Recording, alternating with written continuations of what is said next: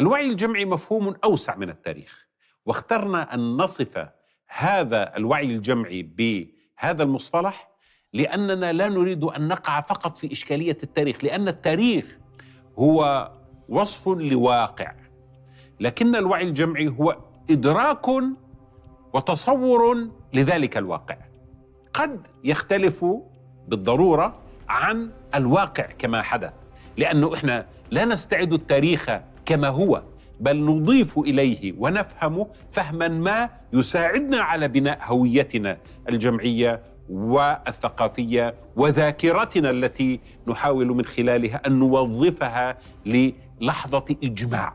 الأمم تحتاج إلى إجماع، من دون أن يكون للأمة قيم ورؤية ووعي مشترك وإجماع على مفاهيم معينة لا تستطيع هذه الأمم أن تشكل هويتها التي تستفز وتستنفر وتستدعي مخزونها التاريخي في لحظات الارتباك الكبرى، في لحظات الضعف والهزيمة، حتى في لحظات الانتصار. في لحظات الضعف والهزيمة تحتاج إلى الوعي الجمعي، تحتاج إلى استدعاء التاريخ ورموزه، تحتاج إلى استدعاء قصص الانتصار وقصص التضحية.